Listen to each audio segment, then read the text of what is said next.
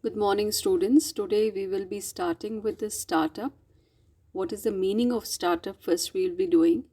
We have already done who is an entrepreneur, what is entrepreneurship development, what is the need for entrepreneurship development. Now, the government of India has been very keen to make such programs which will assist the new businessmen with new ideas, with unique and newly emerged business ideas. So let us see what is a startup, what is the meaning of startup. A startup is an entrepreneurial project which is established with a unique or a newly emerged business idea with an aim to meet needs of a market by developing a viable, that is possible, business model around a product, service, or a process.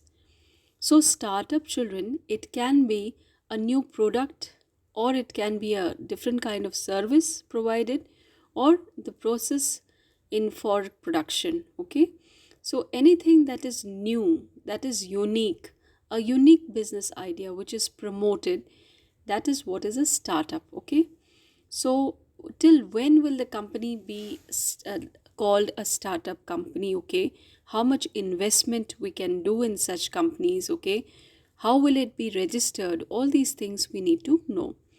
A startup can be registered as a limited company. Limited company means liability of the members is limited, or a partnership firm with limited or unlimited liability. A startup company can remain in the status of a startup only up to a maximum period of 7 years from the date of incorporation. So, a company can remain in the startup till 7 years. A startup company must not have an annual turnover exceeding 25 crores for any of the financial years since its incorporation. So here in the bracket also you can see a startup is a biotechnological sector, can remain a startup up to a maximum period of 10 years. Okay. So this is it. Then Startup India. It is a Government of India initiative to promote entrepreneurship by mentoring, nurturing, facilitating aspiring entrepreneurs. Government has created funds to help build up ecosystem in which startup can innovate and excel. So government is giving all kinds of assistance. It is giving mentorship. It is nurturing, facilitating the new upcoming entrepreneurs. The government provides tax relief, assistance in regulatory issues, and has an online learning program. So, this is what is Startup India initiative. Funding of startup. How to fund these startup? Every person cannot have enough of money to start this startup project. So, there are various ways of funding the new projects or new ideas. So, what are the ways? First is self funding, that is very easy. It is also known as bootstrapping. So, entrepreneurs who arrange for funds from personal savings or borrowings from friends and relatives is called as self funding. Crowdfunding, it is one of the newest ways of arranging funds for businessmen. Okay, so a business plan, a detailed business plan. Okay, the business concept, business goal, business financial requirements, expected returns of business, everything in details, okay, is made, and this is what is detailed business plan. Okay, so the businessman explains the details of the business and he puts it in a crowdfunding platform. So crowdfunding platform can be any site, okay, that has been created for these new people, new innovative people. Okay, so when these projects or these ideas or project business plan come up in these crowdfunding platform, some potential investors may study the plan, and if they are interested then they may decide to invest in the business. Not only this, there can be people like consumers may pay in advance or pre-book their orders This way of funding helps business to generate interest about the produces services and thus helps in marketing. So people who are interested will only invest in such funds or in such business. So money is collected by crowdfunding. Okay. Next, there are various examples of crowdfunding websites. You can see Fundline, Dream Funded, GoFundMe. Okay, so all these are there. Then angel investment. Angel, who is an angel, children, who fulfills all your dream. So there is a person who has enough of surplus, okay, of money. So he is the one who is going to give all kind of assistance to such business. If he likes a particular project, the person or the institution will be helping the new business. So angel investors are the investors who have surplus money and prefer to invest in startup. They screen the project plans, and if required they may provide guidance or assistance along with financial investment. Next is venture capital. Venture capital are the investors who invest large amount of funds in the business which has high potential to earn good profit. So they are investors who are investing large amount of funds in these high potential projects. They provide their expertise, mentorship to the business and keep evaluating the growth of the business. So these people not only put the money, they also keep on evaluating the growth of the company.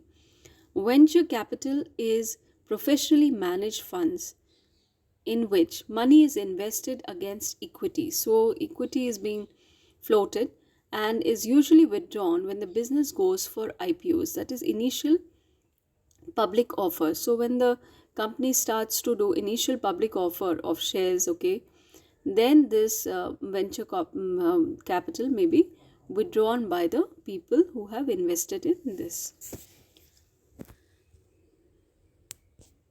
Next is government program schemes.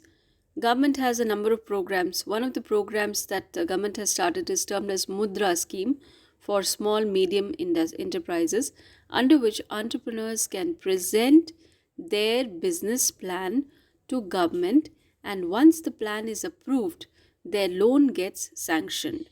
So the government calls for the new ideas, and if the government likes the idea, then the government can approve of the loan and get it sanctioned. This is under the Mudra scheme. Shishu, Kishore and Taruna, three different types of loans offered under this scheme. Next is business incubators and accelerators. Incubator is a machine or a glass kind of a thing where the newborn baby is kept so that he can be protected from all kinds of problems. Okay, so like this only the business is incubated. Okay, so that is why business incubator and accelerator. Business incubator is the first stage and accelerator is the second stage. Once the company or the business starts to bloom, then accelerator is assisting in development of the company. So let us see. Business incubator and accelerators are specially designed programs which provide assistance to the startup company to start and run their business. Business incubators act as a parent to the startup. Okay, so just like a parent cares for the baby, like that only business incubators act as a parent to the startup, where they nurture the business in its initial stage by providing them the shelter, tool, training, network. On the other hand, acceleration is the second stage where they help business to run and take a giant leap. These programs run for 4 to 8 months with time commitment from the owners. So any owner can take up a new business and act as a business incubator and also help in its acceleration. Ameti Innovation, Angel Prime, there are so many, okay, incubators, that is they're providing assistance again. The business, okay, then participating in contest, okay. So if it is a very new idea, unique plan, even there is chance of winning in certain contest.